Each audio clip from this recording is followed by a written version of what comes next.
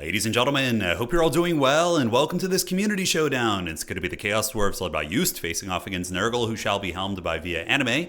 And it looks like it is going to be Zoltor, or Zaytan the Black, and what is he going to be on? Okay, it looks like the Lamasu, of course, which is the preferred mount. I think it's very good. The silence ability is incredibly effective if you use him to chase down Nurgle characters, and look at that ring around him. That's actually a really cool effect. But if you use Zaytan to chase down the Nurgle Wizard, you can shut down the healing and also potentially take him out, which is quite good. For the rest of the build, it's going to be Hobgoblins, including the Oglacon's boys. A couple units of Hobgoblin Sneaky Gets actually rolling up to steal the objective, so that's definitely something you don't see every day.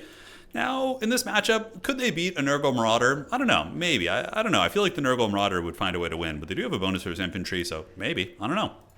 Aside from that, we do have a Fireglaive, my favorite unit, one of my favorite units in the entire game.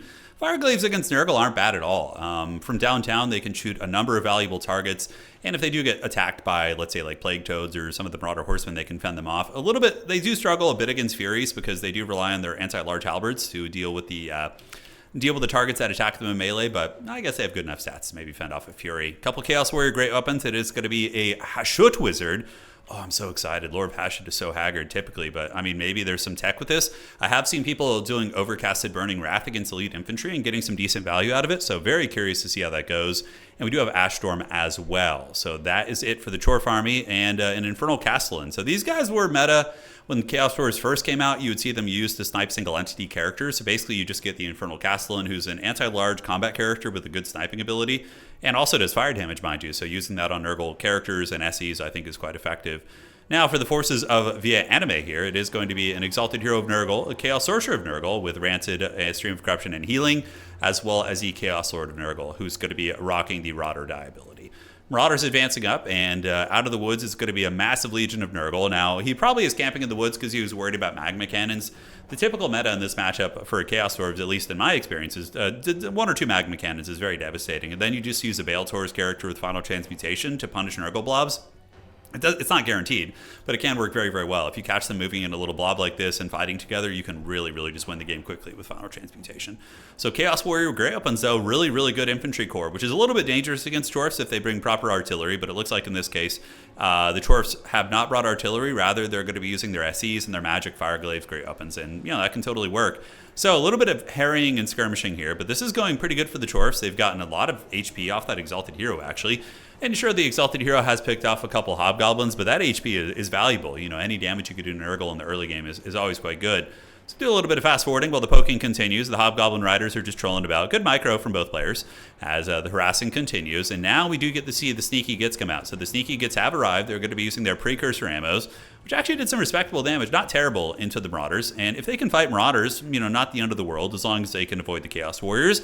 And now we have Infernal Iron Chads coming out. So the Chaos Dwarfs, rather than using like a doom stack of artillery, sitting in the back and bombarding the Nurgle infantry and playing defensive, are going to be a little bit more aggro, using the Iron Sworn and their own great weapons to try and fight. Now, it looks like we did get the bombardment coming in from the Demon Smith, so that must have been the Searing Doom, and it actually did a lot of damage. Or no, those are the ones that actually got shot by the Skirmish Cav. Okay. But up on the point, look at the Precursor Hobgoblins, man. They got some work done, and now they're going to be turning their sights onto the Chaos Warriors.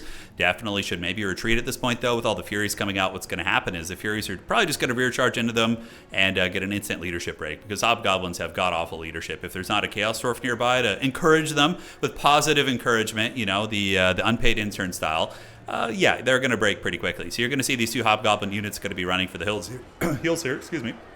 I'm dying, I'm too weak, Nurgle's afflicting me.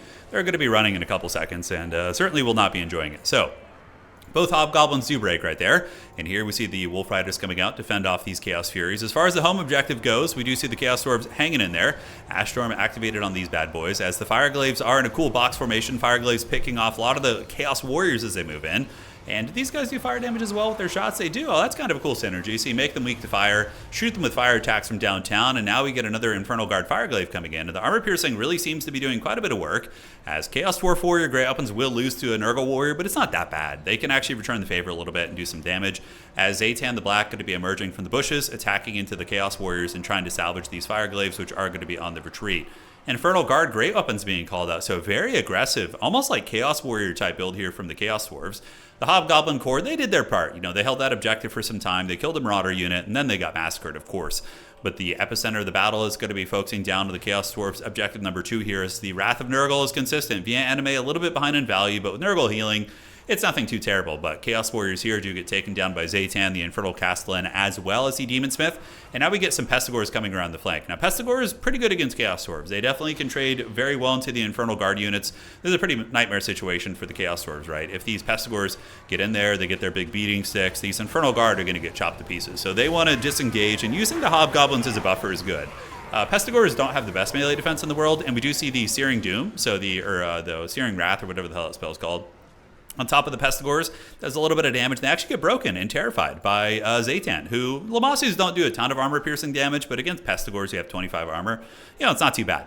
Some more fighting going down over here as the Infernal Guard are called out, and the gun line is operational once again. So the Chaos Dwarf guns are going to be shooting into the Exalted Hero, as the Chaos Lord going to be jumping back. This is very risky, though. These guys are halberd units, and they will do decent anti-large, and now Zaytan's going to be coming over. Dude, I love Chaos Dwarf aesthetic is so good. Here he comes. Landing from the skies, and he's going to be bonking and battling against that Chaos Lord. Enfeebling Foe activated. Now, Zaytan one-on-one probably would lose to a Chaos Lord of Nurgle, but with the Fireglaves nearby, you know, could change the way that fight goes.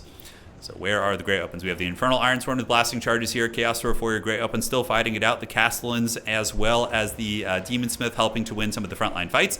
Really good stream of corruption coming in from Via Anime, who is pulling the value back, which is definitely not good for the Chaos Dwarfs because of the healing variable that Nurgle does bring to the table.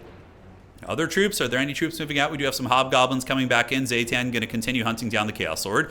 We do see a little bit of crossfire coming in from the Fireglaves, but Zoltar not doing bad. He does use the Sadistic Snare on top of the Chaos Lord, putting his melee defense down to a more manageable 34 as opposed to 50 plus, which is very scary.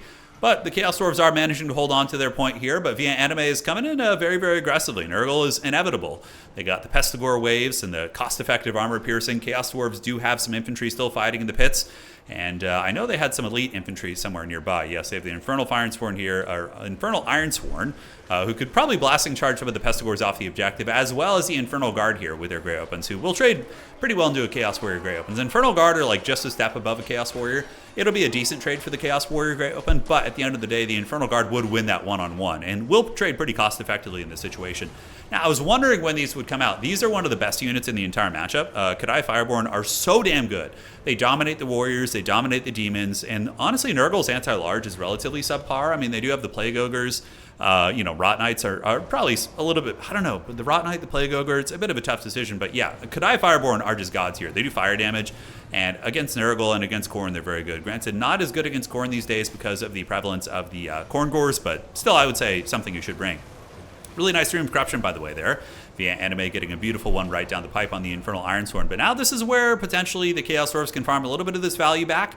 They do have their gun line back online here, and the Kadai Fireborn going to be shrekking through these units. You can see the Exalted Hero of Nurgle actually taking a ton of damage from these fire demons, and you know, they'll continue hitting hard for over 100 weapon strength. Zaytan coming in with the steel chair, does get a nice charge right there, able to break the Exalted Hero.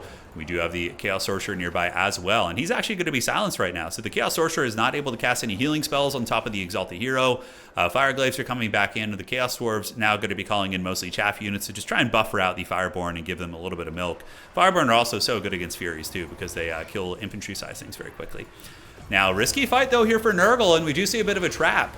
It is going to be the Ash Storm activated, so, oh, I love it. Just dropping the Ash Storm as the Kadai continue doing damage. That's going to be imbuing fire weakness, and the Kadai, of course, do fire damage. We have the Infernal Ironsworn nearby. Fury's going to be landing in there out of a bit of a desperation play, but rear-charging Wolf Riders should be able to dispatch them pretty quickly. We'll see. You know, it looks like they're going to be retreating. Gunline's still active as well. Infernal Guard shooting into the fight, and the Pestigor starting to break, and the objective is going to be coming back to the Chaos Dwarfs. So overall, this is still a pretty heavy-duty duel here. Outcome's still not clear, that's for sure, but I would say this engagement has gone better for the Dwarfs.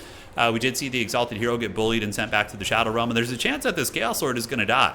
The Sadistic Snare is activated on him. Melee defense is going to be lowered. Kadai are still beating on him, 2,000 HP. And the Nurgle caster is out of the silence range now, so probably going to be trying to drop some sort of a heal here, I would imagine. If this Chaos Lord were to go down, that would be a pretty big disaster here. Battletoads coming in, though. The Barons of the Bog. Ba with the Bog. Da-bang, da-bang, diggy-diggy. Here they come. Barons of the Bog, anti-infantry. Should be very good against the Ironsworn and the other Chorf infantry, but will be a little bit weak against the Kadai. Granted, there's only one Kadai unit here. It's not like it can do everything, but It's certainly doing quite a bit. I would imagine they're over 1,000 value already, 1,300. Oh, but there's a good answer. The Fireglaves still are online, and they definitely want to get those shots tracing into the Barons of the Bog, although trying to finish off the Chaos Sword is certainly a priority, I would say. So the Chaos Sword of Nurgle is broken, 600 HP. Zoltor is going to be after him. I believe he's used both of his net abilities. If you just let Zaytan, or if you just let the Chaos Lord run in an open field right now, the Fireglaive should be able to finish him off pretty quickly. And the Chaos Dwarves, are they at the point where they're going to be losing on one? It's pretty damn close. You know, we do have plus 1,000 points here for via anime, and the Chaos Lord is going to be getting a fleshy abundance, but a lot of shots coming in, 400 HP, potentially going to be shattering. Are the Fireglaves going to get them? They do turn about face, and here they come. Hashut's chosen. Will they unleash it? Stream of Corruption will disrupt that a little bit, and the Chaos Lord is still healing. He's got 300 HP. Fireglaves trying to finish him off from downtown, 159, 141 HP. I think he's potentially going to run off the map there. That's enough damage, and the Fireglaves have so much range on him. Oh, yeah. Back here, we do also see some Wolf Riders who rallied. And the Chaos Lord of Nurgle does get Karate Chop. So that's going to be a big momentum shift, because now you see the counter push coming in. The Forces of Hashut, the Infernal Ironsworn, what a shot right there. How cool is that? You got the Firesworn as well as the Fireborn moving up together and pushing back the Forces of Nurgle. And well, you know, Nurgle and Chaos Dwarves do have a bit of history. In the Tamarkon story, I believe Tamarkon's hordes fight against Drashoth the Ashen and the Legions of Asgore, and there's like a really epic battle between them. So definitely a little bit of flavor there. But it looks like the Chaos Dwarves is going to be making a play for the home objective of Nurgle, going to be going for objective 3. They do also call in some Bull Center Render Great Weapons, which are an excellent choice. They do good enough armor piercing to help against the Warriors and will be very effective against the Barons of the Bog. But going for the home objective here, not a bad idea. You know, all of your slow infantry were kind of nearby here. And this objective is going to be more attainable as the later stages of the game do unfold. But yeah, this very much looks like Nurgle's going to be able to Helm's Deep here on this objective. I'm not saying they're going to succeed per se, but that's going to be the game plan.